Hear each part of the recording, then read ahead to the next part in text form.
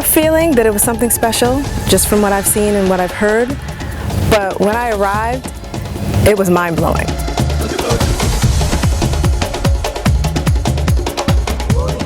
My experience thus far in Kruger National Park has been amazing. I not only saw a leopard, but I saw a leopard mangle a water buck.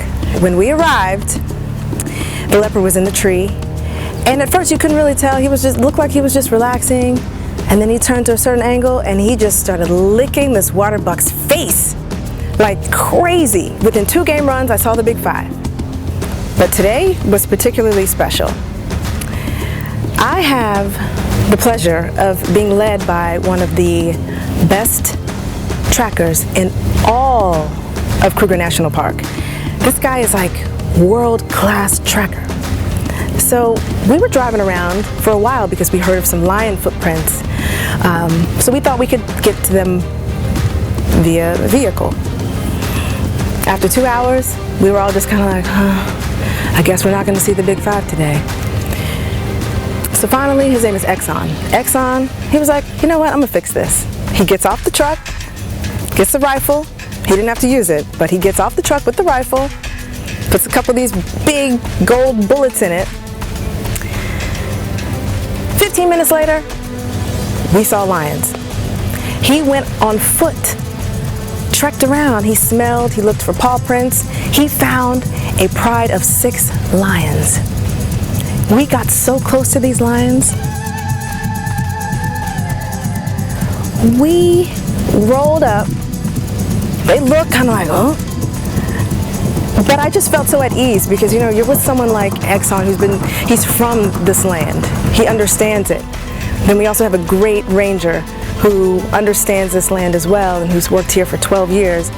And we just sat there amongst the lions and just looked at them, and they looked at us, and it was just like perfect. And they're such beautiful creatures, and that was the highlight of my day. We were driving along, we'd already seen the big 5. It's like, what more can we see? We've seen a leopard mangle a water buck. We've seen a pride of 6 lions, elephants, rhinos. We've seen it all. What else? A safari by foot. No vehicle, no protection. All it is your feet, your camera, and whatever you got on you. That's it. So we took a trek with him, and he told us, and I had never really been scared, but he was like, listen, I know we've had fun in this vehicle. We've talked a lot. Cameras are clicking. No talking. He gave us symbols. We had to pay attention to exactly what he was doing. Single file line. And it was just like, for the first time, he was real serious. So I was like, oh, I don't want to mess up. I don't want to be the one to get us all attacked. We followed a black rhino. He cut in between bushes and cut around different ways to where we could just get really amazing visuals of him without us being seen. That was incredible. But not only that, so we see the rhinos. 5 seconds later, a herd of giraffe right behind us. And they look at us, and we look at them, and they're like, oh, and they just take off running. Giraffes. We're people, but we were the unknown. And then we also saw zebra. The zebra were actually pretty friendly. They were just curious. And so they just stared, and we just stared. And it was an amazing, peaceful, serene moment. And I really got the feeling of being in safari and being in the bush. And I also am now an official bush lady because I peed in the bush. I couldn't take it anymore. We had been going up and down all these rocks and cliffs, and you know, so you can imagine the vehicle's just bouncing. And we were out there for 5 hours. Brian, my guide, showed me exactly what leaves to use. You may need to have a little bit of a pit stop. Well, this is a velvet raisin bush. Very, very soft to touch. It doesn't have any hairs or thorns, and it's perfectly safe for those moments when you're caught short in the bush. After roughing it in the bush, I couldn't wait to return home to Singita. After a long, amazing day on safari, I'm hot, I'm tired, and I'm thirsty. And here at Singita, they have this amazing infinity pool and rosé champagne waiting for me.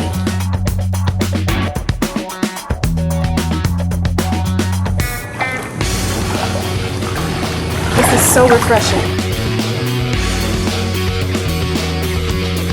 This is Safari Travelista style.